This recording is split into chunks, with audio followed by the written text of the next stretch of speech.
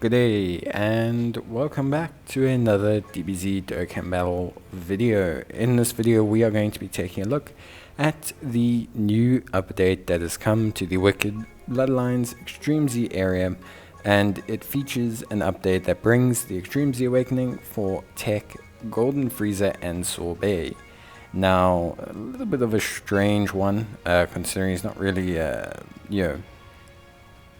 well, Sorbet is not really a Wicked Bloodline unit, but hey, yep, it is what it is. Obviously, they wanted to try and have some free-to-play unit that resonates with the movie, with the LR.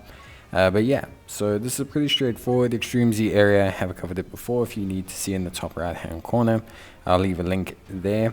But basically, it's pretty straightforward for the most part. Most players won't really have an issue with this.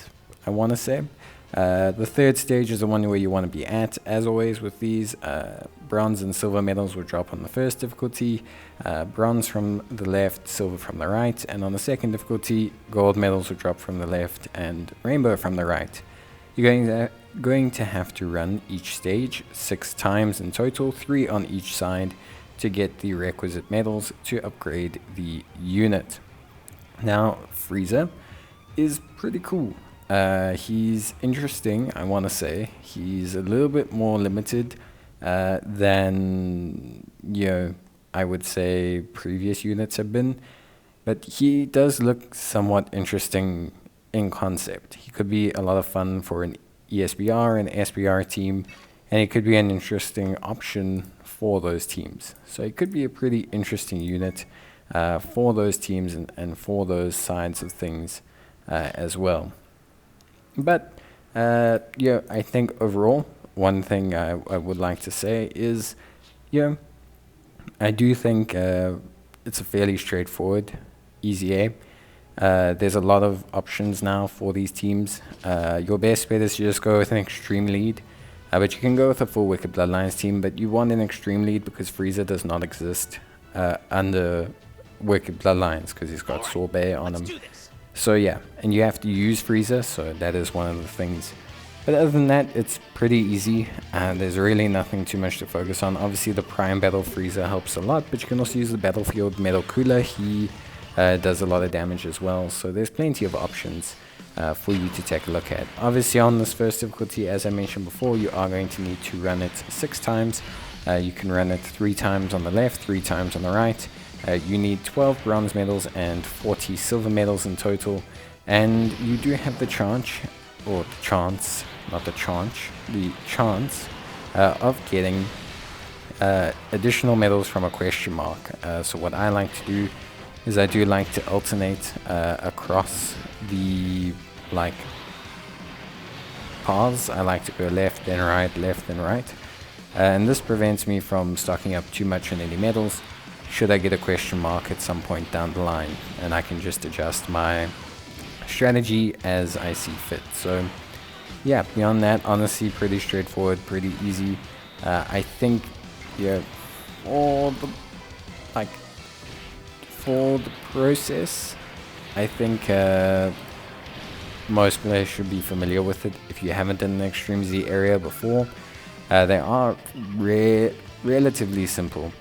They just require stamina, and they're kind of a bulk way of Extreme Z Awakening several units. Most times they'll do like 4 or 5 EZAs in an Extreme Z area, and that's just to save on resources and to not hand out so many stones, but to give us more accessible EZAs. So yeah, Frieza and Sorbet, interesting unit. Could be a lot of fun to use. We're going to skip ahead right now to where we've obviously awakened our Frieza to level 130. As I mentioned, you're going to need those 12 bronze and 30 silver medals. And here the second stage, second difficulty, or sorry, same stage, second difficulty follows the same process. 3 on the left, 3 on the right, chance of the question mark, and here you're going to need 30 gold and 30 rainbow medals. Same thing, I alternate between the sides, nothing honestly too crazy there. So yeah, that's pretty much it. There's really nothing else to say, if I'm being honest, or not to say, but there's really no major things to point out beyond that. I think for the most part, players should have a fairly decent time in taking on this content, and so shouldn't really have any major issues whatsoever.